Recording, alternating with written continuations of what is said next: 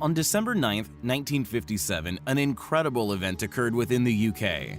Now known as the Silpho Saucer Incident, it has become known within UFO enthusiast circles as the UK's Roswell. It was a story that was first released within the Yorkshire Post. It told of a mystery disc that was found on the Yorkshire moors. Scarborough businessman Frank Dickinson, along with two friends, were driving through a place known as Reesty Hill, near the village of Silpho, when their car mysteriously stalled as a glowing object appeared in the sky above them, subsequently landing in the borax forest. Mr. Dickinson and his friends bravely pursued the downed craft and found a mysterious metallic saucer in a patch of freshly cindered bracken. Amazingly, when the artifact was cut open, apparently a tiny book was found within, made of 17 thin copper sheets covered in 2,000 unknown hieroglyphs.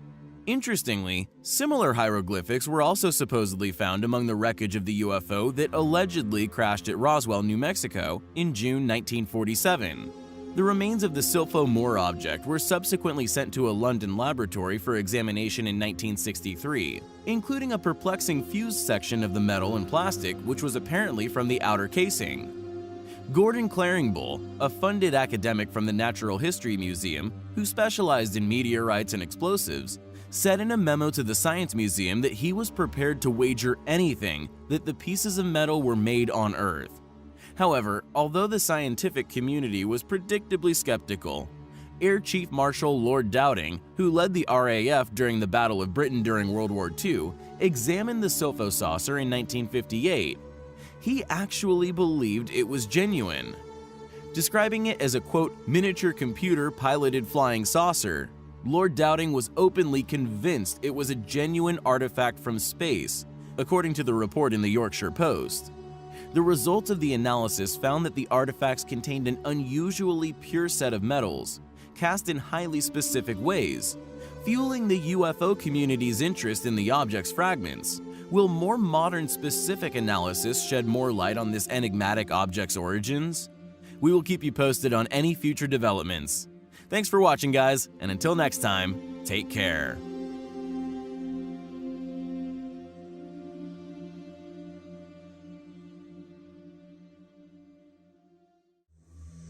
In the Museum of the Unexplained in Reed Spring, Missouri, a rather peculiar artifact can be found.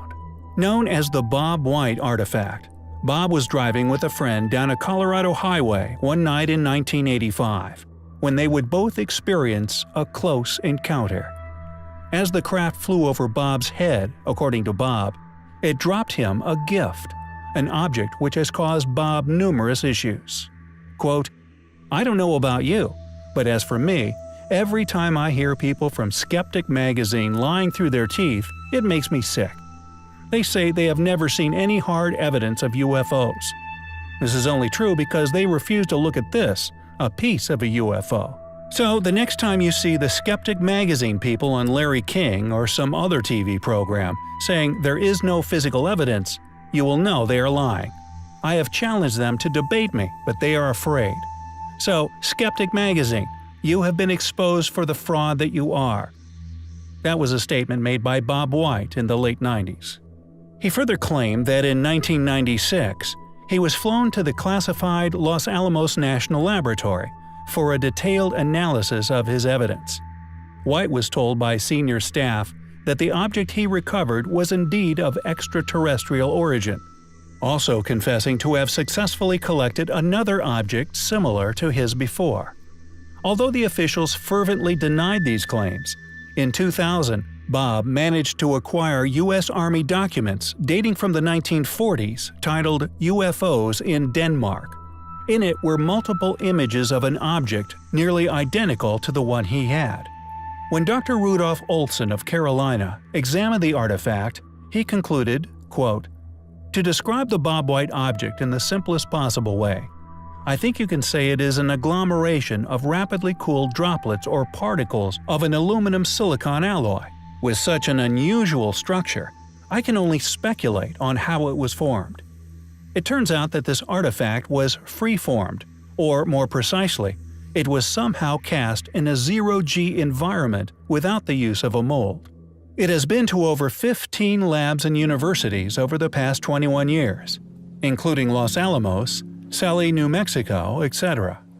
If the artifact had been on a machine or a grinder of some sort, there would inevitably have been forensic evidence left upon the artifact. All we know is that it was in a molten state when ejected into a vacuum under extreme pressure within extremely cold conditions. Although Bob White's artifact rarely gains any attention anymore, it is clearly a most compelling piece of evidence in support of the possibility of alien visitation.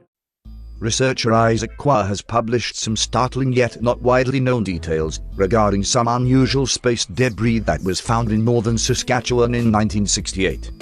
It is the largest UFO fragment ever found, and was later definitively concluded to have come from space. However, at the time the Canadian military and government could not definitively explain what it was from, and somehow managed to escape the clutches of secrecy. Also, the Canadian government has been in a mode of disclosure for some time anyway, making UFO documents available for decades at the archives in Ottawa. Only recently they scanned several thousand documents and put them online. The found space debris is one of a number of known, documented crashes of objects in Canada. If you were a government official, how would you react to receiving an official memo with a title beginning UFO found? What if the memo also referred to a metal fragment, examination of which revealed the exhibit had likely formed part of a vehicle that traveled in outer space, and attached relevant photographs?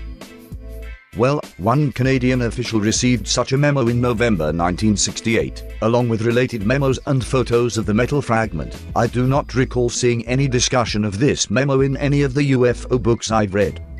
Dated the 14th of November 1968 from the F Division of CIB, presumably the Criminal Investigation Branch of the Royal Canadian Mounted Police, entitled UFO Found in Northern Saskatchewan, is one part of a set of documents and photos relating to a piece of metal. This astounding official memo states that examination revealed the exhibit had likely formed part of a vehicle that traveled in outer space. The relevant documents indicate that a 99% titanium fragment with a white, ceramic-like crystalline material on one side was found in or around October 1968, but tests indicated it had been down for more than 90 days in the Wollaston Lake area of Saskatchewan, Canada. This other official memo, dated the 24th of October 1968, discloses that the object was titanium 99% pure, 4 foot long and 2.5 feet wide, and weighed between 10 and 15 pounds. This makes the fragment the largest alien piece from a satellite that has ever landed on Earth. That memo indicates that a local newspaper, the Leader Post, was aware of the find. A handwritten annotation indicates the NRC should release information about the find, including the fact that the RCMP lab identified the object. Yet no media coverage ever happened. Man-made satellites are also supposedly made of aluminium, not pure titanium. Here are some crashed satellite images. Note, none come close to the alien-looking appearance of the Canadian fragment.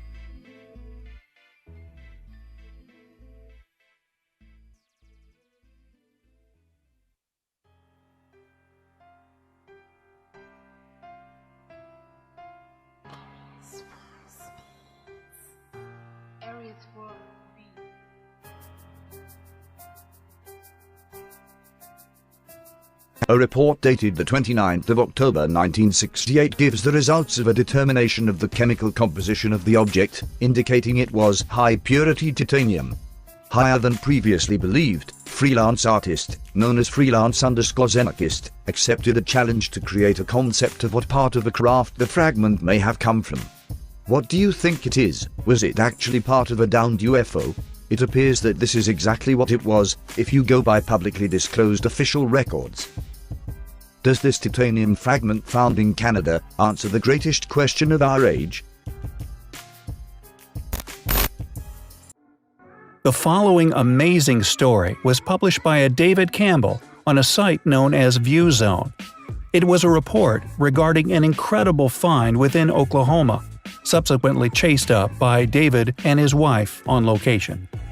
Although the story gained very little media attention, the details, along with the photographs of the event, we have found extremely interesting, especially when we took into account our previous research regarding this strange ancient anomaly known as Waffle Rock, a half-buried suspected fragment of a once larger object of possible alien origins, which has remained half-buried resting where it struck the Earth all those years prior, now submerged underwater as the result of a controversial reservoir project which swallowed the stone and the town which had built up around it.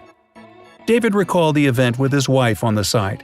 They had just returned from a weekly 600-mile distribution route to find a somewhat urgent message from a reader in Colbert, Oklahoma. The caller gave some extremely vague instructions on getting to the place. No names and no callback details.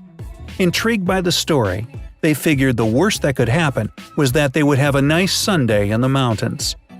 After getting to the vague location given, and after several hours of searching the woods, they eventually came across an extremely peculiar-looking, possibly cyclopean wall. Their initial investigations baffled them. They had never seen ancient stone structured in such a way. They highly suspected that it was of artificial origin due to the small apparent stones tightly interlocking which made up its structure. It wasn't until they climbed atop that they must have realized the true scale of their discovery. From the other side, the stones appear to be a highly complex arrangement of interlocking different mineral or metallic compounds, often displaying a honeycomb structure, the layers of which are a result of highly accurate cast layers stacked together to make interlocking blocks of iron-like stone. He recalled on the site, quote, "What I saw there began to seep into my brain like ice water. Jumbled about in haphazard fashion were acres of squared, dressed, and notched stones. It was eerie, standing on those shattered ramparts, with all those tumbled stones like a desecrated cemetery." End quote. Were these strange fragments possibly once a single and very large object? They clearly share similarities with Waffle Rock, which is located in West Virginia. Are both these anomalous items connected? Were they once part of a very old and now semi-fossilized alien craft? What David has discovered may be another piece of the puzzle regarding the Waffle Rock mystery. Often, cases of strange rocks made up of strange metals are attributed to furnace activity. Yet I hope more investigation into this clearly huge and perplexing site is undertaken. How could this strange object possibly have come to be resting, broken into fragments within an Oklahoma forest? Another strange object made from a similar anomalous mineral metallic-like material is the ancient Baltic Sea anomaly. Are both of these strange artifacts ancient spaceships? More details regarding David and Sue's curious discovery is clearly needed. We will keep you posted.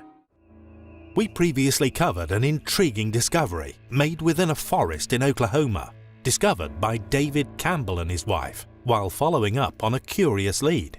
This discovery, as previously discussed, is a compelling link to Waffle Rock, another anomalous relic we've previously covered. Embedded in the dirt where it struck the ground many years prior, numerous specialists have postulated that it could be a fragment of an artificial craft which disintegrated in the sky. What was astonishing regarding David's discovery was the similar structure of the object which they discovered, also partially buried and scattered amongst the woods, possibly the debris of this once enormous craft, created using an intricate layering design of unknown metals, minerals, and alloys. Although further studies of this compelling discovery have yet to be established, it is with understandable caution that those with knowledge of the area move forward. It must be noted that Waffle Rock, once a local landmark, had attracted a flurry of attention from geologists, scientists, and ufologists who had begun to ponder its unique and otherworldly characteristics. That was until the United States government moved in and submerged the artifact under several meters of water. The entire town which had built up around this ancient object were forced out to make way for a reservoir which flooded the entire area. We have therefore undoubtedly been compelled to research further regarding David's amazing discovery, also due to our extensive understanding of the studies undertaken upon Waffle Rock and this site's similarities with such. And unsurprisingly, we've not been disappointed with what's been unearthed. It seems folks have been fully aware of the unusual, quote, mineral deposits within the Oklahoma area for quite some time. It seems possible that the entire area is an ancient crash site of a once enormous alien craft. Known as the Oklahoma Mystery Stones, could these unexplainable fragments have once been part of an ancient spaceship? Found throughout Oklahoma, they are often mistaken for man-made objects, this clearly being due to their artificial appearance. And Oklahoma is not the only place we feel there could indeed be fragments of an ancient alien craft which crashed here on Earth. The founder of Mystery History gained access to detailed sonographic imagery showing the bottom of the Baltic Sea late last year. And now, due to the findings which were chased up by mainstream media outlets in early January, several other independent investigators surrounding Ocean X's discovery have arrived at the same suspicions. We strongly feel, due to our research, that the Baltic Sea anomaly is but a fragment of a much larger crash area which covers the seabed. Could these two objects have been part of the same ancient event? It seems while trying to solve one mystery surrounding these anomalies, you will often be confronted with several more.